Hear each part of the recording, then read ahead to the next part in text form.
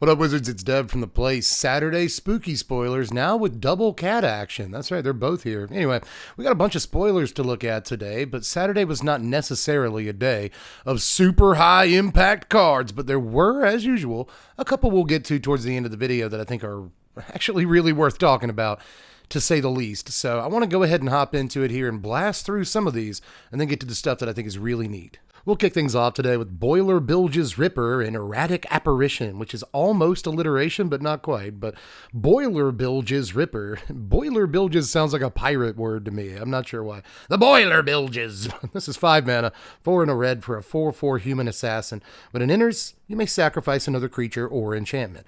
When you do, Ripper deals 2 damage to any target. Any target? Are you sure? I mean, it's a 5 mana 4/4 that enables this, like, sacrifice your own enchantments theme and might pick off a creature or do a shock's worth of damage to the dome. It's not the worst thing in the world, but it's also not particularly exciting, right? So I'll move on to Apparition here. This is 3 mana, 2 and a blue for a 1/3 spirit with flying and vigilance.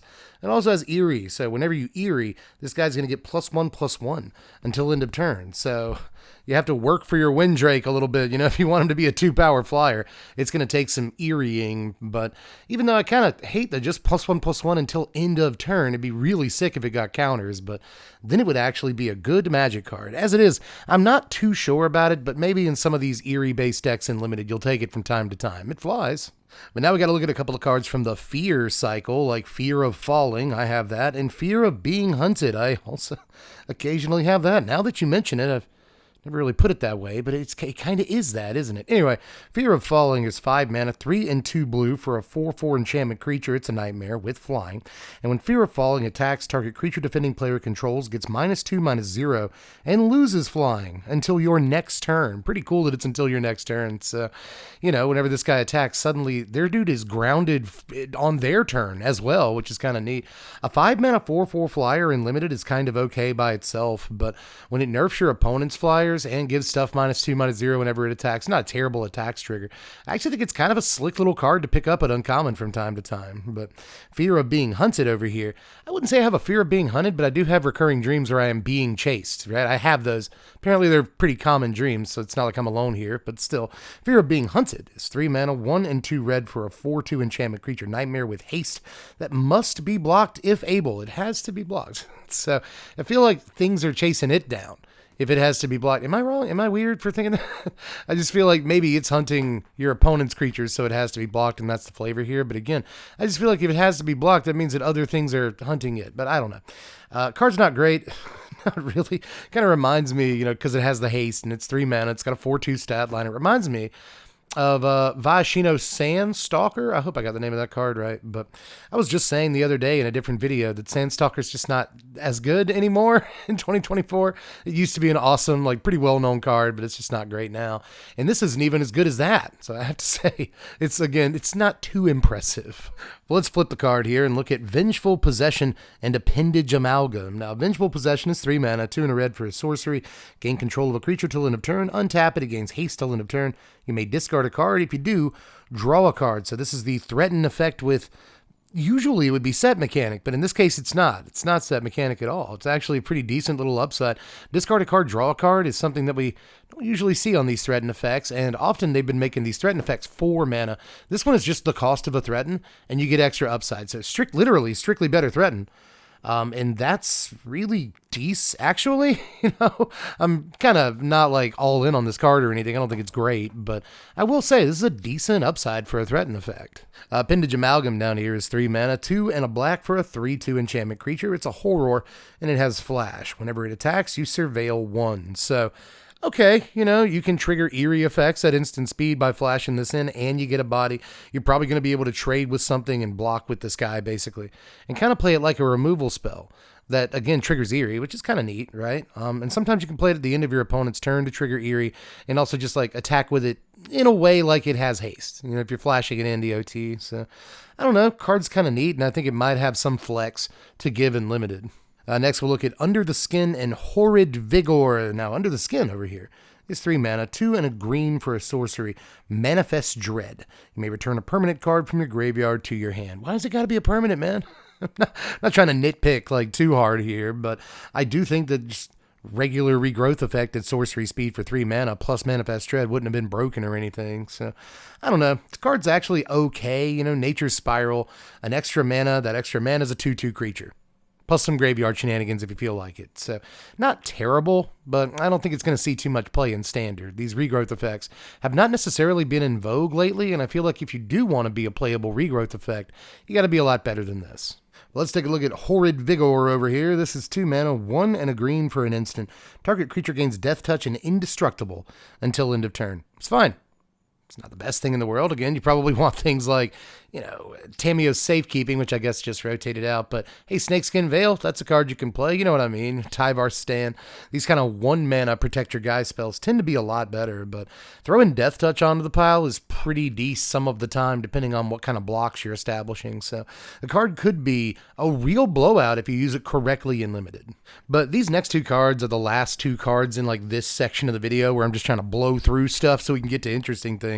I do think that these are on the cusp of being like decent, acceptable Magic cards, but they don't quite make the grade. Let's look at House Cartographer as well as Baseball Bat here. Now, House Cartographer is 2 mana, 1 and a green for a 2/2 Human Scout Survivor with Survival. At the beginning of your second main phase, if Cartographer's tapped, reveal cards from the top of your library until you reveal a land card. Put that card into your hand to rest on the bottom of your library in a random order. So it always hits a land, no matter what, if it gets Survival. And it can hit any land. It doesn't just have to be basics or anything. So that's kind of neat too, depending on what your land composition looks like. And a lot of mana bases look like a lot of non-basics nowadays. If you're trying to find a specific land, this will kind of help you do it. That's okay. And it's really good at crewing vehicles and mounting, saddling, I guess I should say, because mounting is an odd thing to say. But yeah, so if you're trying to like crew stuff or whatever weird mechanic feels like crew in these last couple of sets, then like this is probably really good because it's going to find you a land more or less every turn. If you do go first and can get through with it or something a little bit more easily, then suddenly it finds you.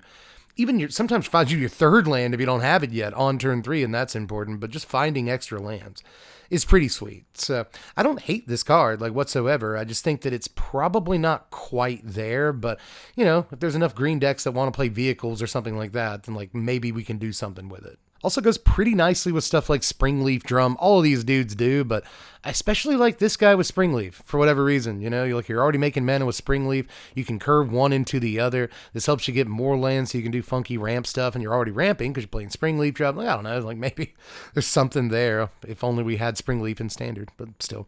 Baseball Bat is the other card on this slide. This is a green and a white, so 2 mana for an equipment that equips for 3. But when it enters, you get to just throw it onto a creature you control.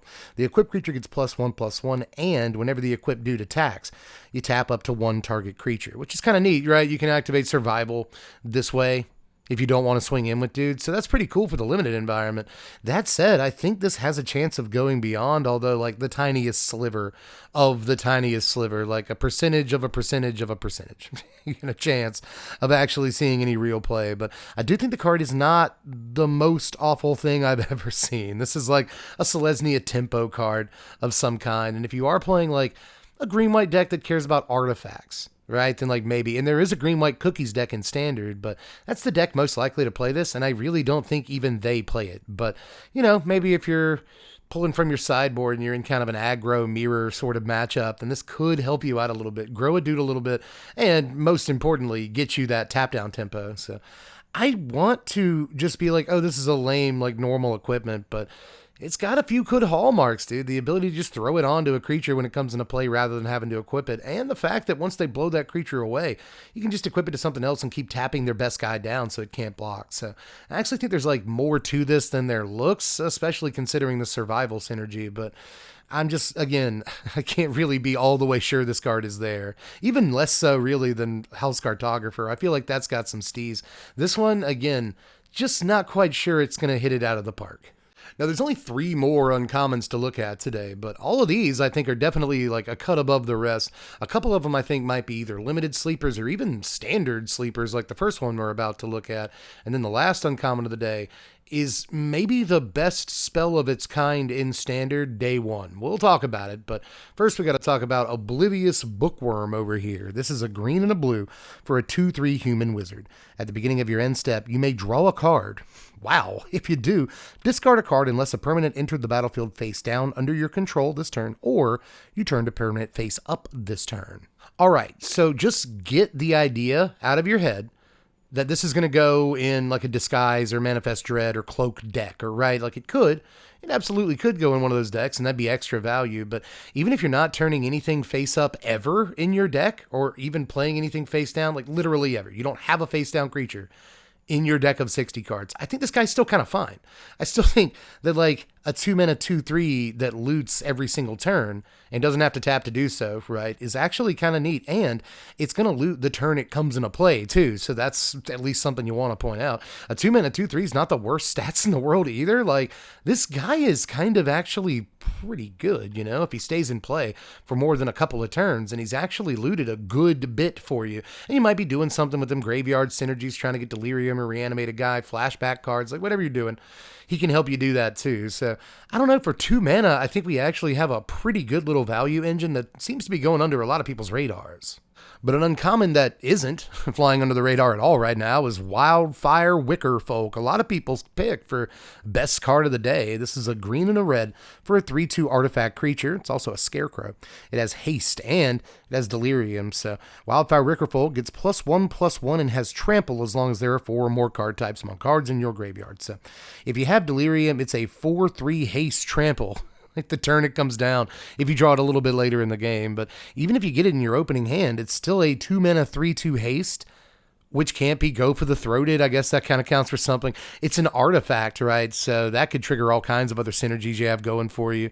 So yeah, card is actually kind of ludicrous. Like obviously it's not like rare territory, but as far as like uncommon 2-drops for Gruul, this is actually like the very top of the barrel. You know, you open the lid and there it is, just sitting there on the top, like pick me. So I think that just a 2-mana 3/2 haste is like nasty enough stats that it's almost guaranteed to see some amount of play.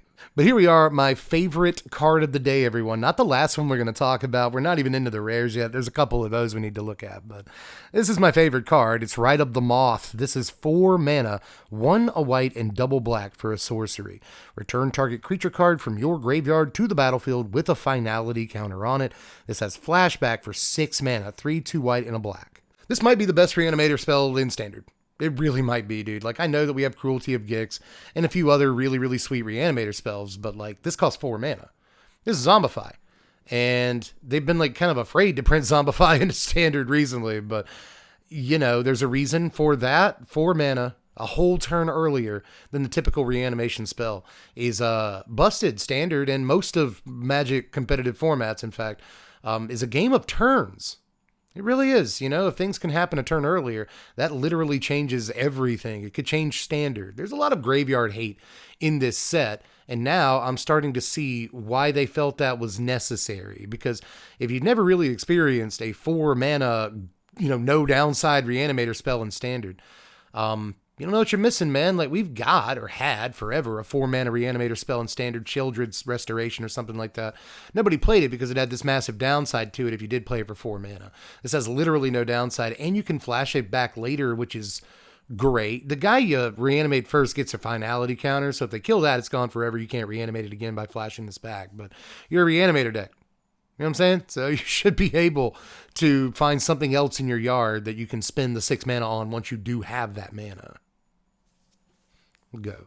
Apart from that, another cool thing about this is that it can go into decks that like self-mill themselves like pretty indiscriminately, you know, and sometimes it sucks to put non-creature spells in those decks because how many slots do you actually have for them, and you're going to mill them into your yard and never actually be able to use them, and they're just gone forever. But in this case, if you do end up milling this into your yard, big deal, you know, it costs more than the average reanimator spell at that point, but it's not gone forever, which is kind of a huge deal too. I built a lot of these like Souls of the Lost, Stickfinger, Cruel Somnophage, like those kind of decks in the last couple of years, and you really want reanimator spells of some kind, or the ability to bring creatures back from your graveyard to your hand at the very least in that deck, and there are precious few ways of doing that. So just adding a little bit of white mana here and there to the deck and being able to flash this back seems like a pretty good gain for any deck that's trying to self-mill. So, you know, even like an Abzan Lumra deck that is self-milling with like Aftermath Analyst and stuff like that.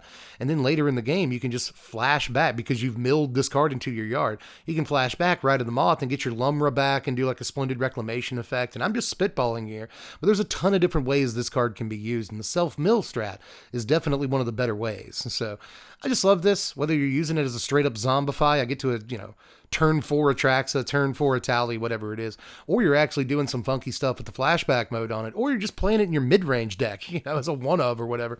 Like, this card has a lot of action on it, so it looks a little bit unassuming, just looks like a normal Reanimator spell, but it's anything but. But here comes the rares, and are you guys hungry? I don't know if you guys are hungry, but I do feel a little Nashi here. This is Nashi, Searcher in the Dark, although the title after the comma has been translated a lot of different ways from what I've seen today, but we're just going to call him Nashi for now. This is 2 mana, Dimir mana, a blue and a black for a 2/2 legendary rat ninja wizard with menace.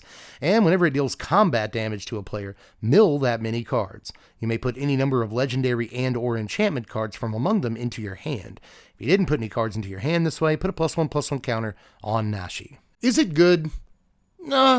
Nah, she all right. I think that this is kind of fine.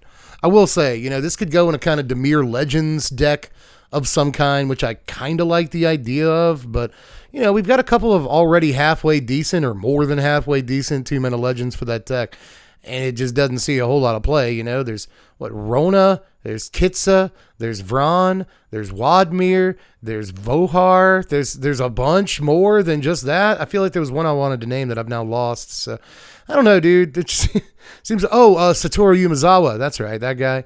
And he seems really, really good, and he sees like literally no play whatsoever. This has to actually hit for combat damage, man. I'm just not too sure how often it's going to happen, but if you can find a way to make him unblockable or whatever, I don't know. Like, he's only 2 mana, right? Like, he's cheap. And you got to give him at least that. Like, he's going to hit the board early. Your opponent's going to have to deal with him somehow. But sometimes, and honestly, oftentimes, it's going to be just as easy as, like, playing a 2 or 3 mana guy that can block and kill him. And that's, like, not hard. But I guess he does have the menace. So he's got an evasive ability. If he gets through, like, on turn 3, then, like, maybe you get some card advantage. Or maybe you don't. But I guess if you don't, he becomes a 3/3. I'm talking myself into it, but I probably shouldn't be doing that. Also, I should bring this up. I just thought about this in Dimir Legends. Like, let's say you go Tiny Bones on turn 1 and then Nashi on turn 2. And, like, your dude's threatening to do a lot of, like, havoc on combat damage at this point. You know what I mean? Like, if they have to choose between, like, double blocking your Nashi and making sure it doesn't get through, or they have to, like, block up on your Tiny Bones and make sure that it doesn't get through. Well, are they going to be able to do that for both creatures, like, that early in the game? You know what I mean? So maybe Dimir Legends is looking better. This goes pretty well with, like, Tiny Bones joins up, I guess, because it's such a cheap legend that plays on curve with that card. So should bring that up too. Like, maybe there are some niches for the thing. Obviously, it cares about, like, legends. So if you do play it in Dimir Legends, you're going to be getting a bunch of legends. Yo, dog, I heard you like legends. So we put legends on your legends. But it also gets enchantments. So if you are playing legends, then you might be able to play a couple of, like, you know, silver bullet enchantments in your deck, and it picks those up for you too. But I don't know. Seems okay in some ways. If it doesn't hit anything, it gets a little bit larger and, like, theoretically more likely to go unblocked because it's bigger and they don't want to double block it. But I don't know, man. I don't think it's going to work out for you some of the time. I really don't. I'm just not, like, sold on this guy, like, despite the fact there are some cool things that may be done with him, and I do think there's even homes for him in Standard. I think we're just going to have to, like, you know, see if he earns the jersey or not. He'll be at tryouts. But the last Standard legal card we'll talk about today, we'll talk more about that qualifier in a second, is the Tale of Tamiyo. This is 3 mana, 2 and a blue for a saga. It's actually a legendary enchantment, which is a saga. It has the same chapter for the first 3 chapters. You mill 2 cards. If 2 cards that share a card type were milled this way, draw a card and repeat this process. On chapter 4, exile any number of target instant, sorcery, and or Tamiyo planeswalker cards from your graveyard. Copy them. You may cast any number of the copies. Now, to clear up a little bit of confusion I keep seeing today, you do not get to cast the copies for free. It does not say that you cast them without paying their mana costs. That's not how the card works. You still have to pay any mana costs associated with actually playing those cards. which is not as good, but it's not going to happen until turn 6 if you played this on curve. So it's giving you some time to build your mana up, and even if all you do is like play the Sunfall in your yard off of this card, well, it probably drew you a few cards and, you know, effectively draws you into anything it puts into your graveyard, so long as it's the proper card types, right? So, you know, even if you end up milling that Sunfall into your yard, it's kind of like you drew it starting on turn 6. And so, like, that's not horrible if all you're looking for is to sweep the board, but obviously there's ways this can be broken, and there's another one I feel like I need to clear up, although it's not a rules question. It's just a deck I don't think is going to be very good at all. And like everyone thinks it's going to be broken, but everyone thinks that like 4 copies of this card and then 4 copies of like Thassa's Oracle or Laboratory Maniac or something like that. And then like the rest of your deck is lands. Like everyone thinks that deck is going to be broken. And it's like, it reminds me of that dumb Tibble card that I can't even remember the full name of from a few years ago. There was like, oh, you just play a bunch of lands and like 4 of the same cards and it's broken. And it's not broken. It wasn't broken at all. So I don't think that this is either, you know. It takes until at least like turn 4 to win the game that way, and it's just not going to happen, man. So it's like super interactable with too. So I think that that's a pretty terrible idea, you know. So I don't think that's good either, but all I'll say about this card is that despite the fact that people are wrapping their brains around it in different ways today and trying to justify whether it's good, whether it's bad, I am gonna not necessarily chicken out here, but I'm on the fence. But if I had to lean in one direction or another, I'd say it's probably not that good. For one thing, the floor on the card is 3 sorcery speed mana on your turn to mill 2 cards. On turn 3. That's all you do. That's not like super great. You know, if you do hit like 2 lands or you hit 2 instants or whatever you're trying to hit, right, then drawing a card and milling 2 more is okay, but you still haven't even cast Divination yet. You know what I mean? Like, this would have to draw 2 cards the turn it comes into play to be Divination.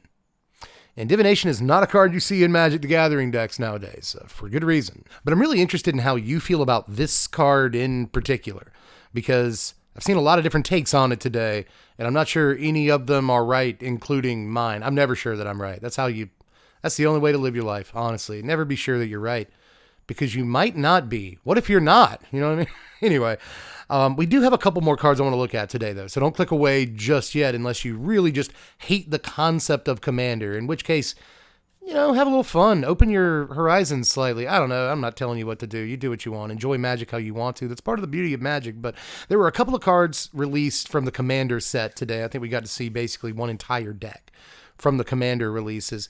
And what I'm going to do is not look at all of those cards, right? But I am going to look at a couple of cards. I'm going to look at the Commander from that Commander deck because I think it's pretty interesting.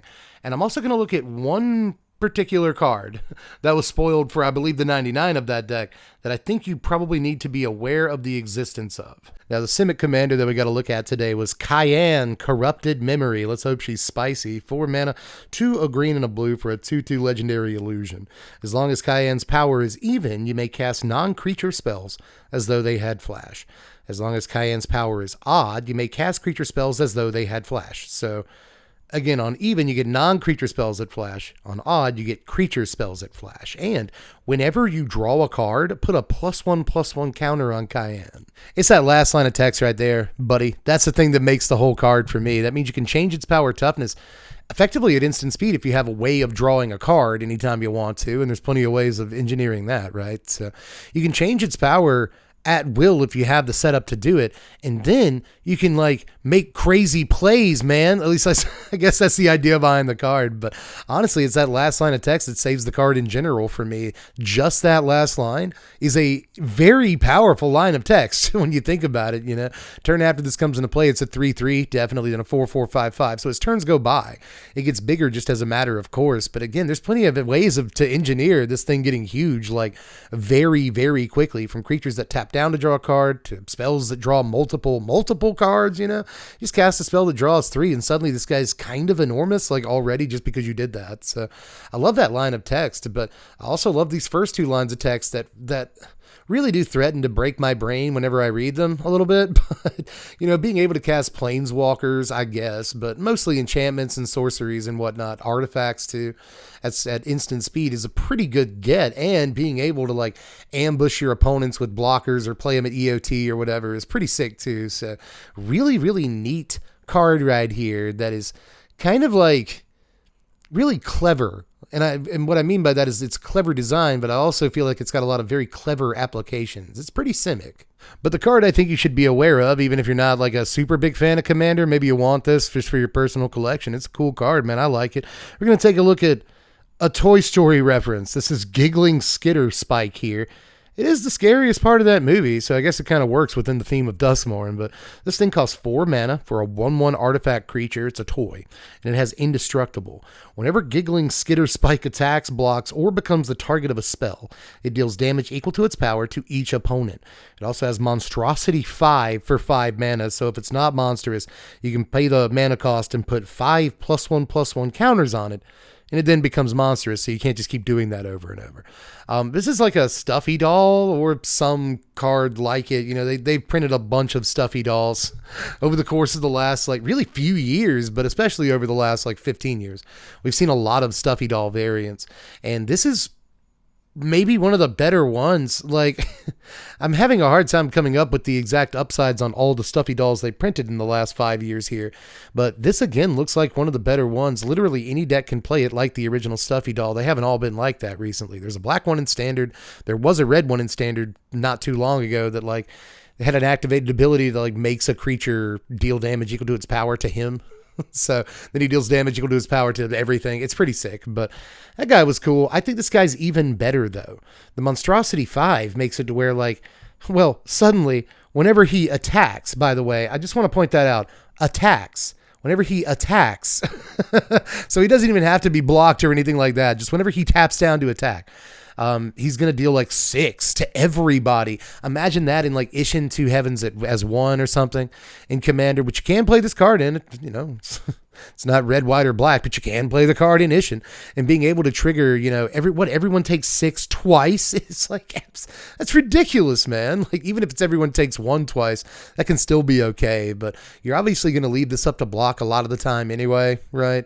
And when you do that, you're just daring people to attack into you, man. That's actually kind of gross. And then, of course, if it becomes a target of a spell you control, it will also deal damage equal to its power to each opponent. So if you target it with pump spells, for instance, that's especially funny because the first spell you target it with, let's say you target it with a weak pump spell, it's not going to read, that new power toughness. Its ability is going to trigger and go on the stack before the spell you cast on it resolves. So it's going to do 1 damage in that case. But let's say you cast Monstrous Rage is the first, pump spell that you cast. Well, suddenly it's got +3 at that point. So if you cast another pump spell on it that same turn, it'll do 4 to everybody. And you see where this is going. If you have a way to continue to cast pump spells on it, it'll do an increasing amount of damage to your opponents simply by the fact that you targeted it, which is filthy. It's absolutely great. And if somebody does have something that can single target exile it, everyone's still gonna take some damage just because they targeted it with the spells. So this is actually very, very, very cool in case you needed a primer on what a cool Magic card looks like. You got one right here. But there's good news and bad news. The good news is that I'm not going to make you look at this card anymore. Hey, what's up, everybody? It's me again. The bad news is that we have come to the end of Saturday spooky spoilers for the Duskmourn set about the house, which kind of sucks, but we're going to get more tomorrow, according to the preview schedule. There's going to be even more of these on the morrow. So I'll see you again then, even though my precious energy reserves are running low. But preview season's coming to an end, but we've still got, 5 days left in this thing? It ends on Thursday, which is the same day we're going to go on live on Twitch and review every single card in the set, speedrun style. So make sure you're followed on Twitch if you want to check that out. But aside from that, again, mostly the important thing is you just let me know how you felt about the cards today, right? Not just the Commander cards, but all them cards we looked at earlier. Some of them are stinkers, don't get me wrong, but again, there were a few that I want to know how you feel about. Nashi specifically, right? The Tamiyo saga specifically, and even the Orzhov Reanimator spell. Am I just completely wrong on that? I really don't think so, but if you think it's a garbage Magic card, I would like to hear from you. If you think it's a great Magic card, I'd like to hear from you, but what I'd like to do now is not be talking anymore and start editing this video because my voice is going out. I don't know if you noticed, but still, just do all the YouTube stuff while you file out. Hit the like before you hit the lights. I think that was a good one that time. I always screw that line up, but that was all right. But you can also check out the Patreon if you feel like it. Just $1 a month to support the content around here, support spoiler season, support the deck techs, support the best 3 new decks of the week, support the top 10, cards rated every single day if you're into that series. We do a lot of content these days, and if you want it to keep happening and be part of your life, maybe you want to support the content so I get to keep doing. I don't know. It's just my thought. $1 a month. I'm worth $1 a month. Come on, man. $1. I'm worth $1. But anyway, that's all I got. Everybody, feels kind of unceremonious to just say bye or whatever, but I'm about to do it. I love you all. Let me know how you felt about the stuff. Check out the Patreon, sub to the sandwich, like the video, and I will catch you cats later. That's Allski Kowalski. I'm Dev from the place. Thanks for watching, Wizards. Spread love and be kind.